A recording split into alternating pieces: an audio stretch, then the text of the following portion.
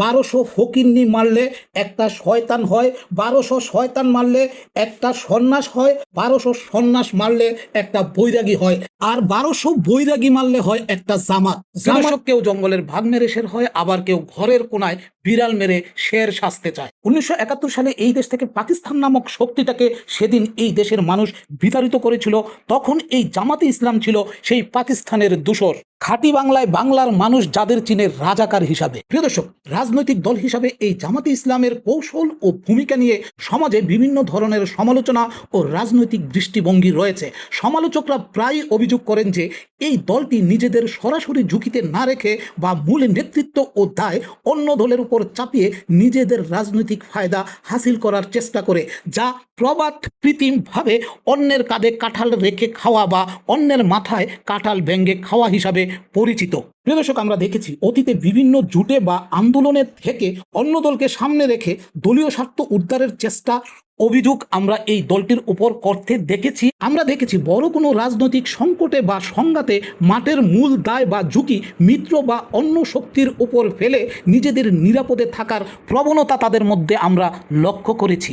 নিজেদের আদর্শ ও প্রভাব বিস্তারের জন্য পরিস্থিতি অনুযায়ী অন্য শক্তির কাজ ব্যবহার করার কৌশলগত তৎপরতা। জামাত ইসলামের শীর্ষ নেতৃত্ব উল্টো অভিযোগ করে বলেন যে দীর্ঘকাল ধরে অন্যান্য রাজনৈতিক শক্তি ও শাসক গোষ্ঠী তাদের এবং ইসলামী দলগুলির উপর ভর করে তাদের ব্যবহার করে নিজেদের রাজনৈতিক স্বার্থ হাসিল করছেন। প্রিয় দর্শক, এই কথাগুলি শুধু হাস্যকরী নয়, এই কথাগুলি অনেক অংশে লজ্জাস্কর।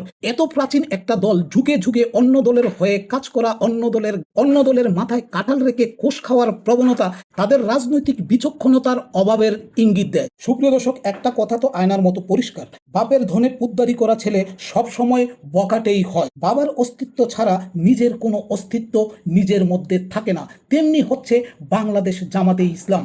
গত 17 বছর আওয়ামী লীগের লঙ্গির নিচে আশ্রয় প্রশ্রয় নেয়া এই দলটি হাসিনা পতনের পর হয়ে গেল জুলাই সারির প্রথম যোদ্ধা। এখন 71-এর সংবিধান মুছে দিয়ে রাজাকার তকমা থেকে রেহাই পেতে জুলাই সনদ নিয়ে করছে বাড়াবাড়ি। এখন আওয়ামী নেই, আওয়ামীর ক্ষমতা নেই, তাই আওয়ামীকে জামাতের আর কোনো প্রয়োজনও নেই। জুলাই আন্দোলন ঘিরে ছাত্র জনতার উপরে মানুষের আস্থা বেড়েছিল। মানুষ তাদেরকে নিয়ে এক নতুন দিগন্তের স্বপ্ন দেখেছিল।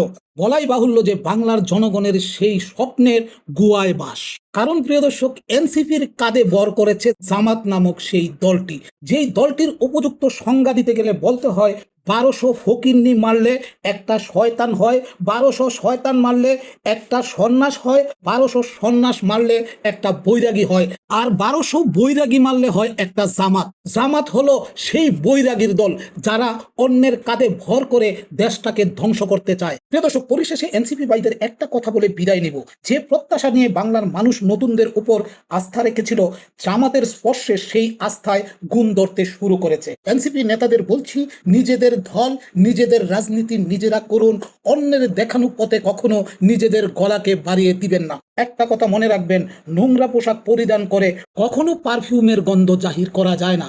যতদিন আপনারা এই রাজাকার দলের সাথে মিশে থাকবেন, ততদিন বাংলার মানুষ আপনাদেরকে এই রাজাকারের উত্তরসূরি হিসাবে গণ্য করবে।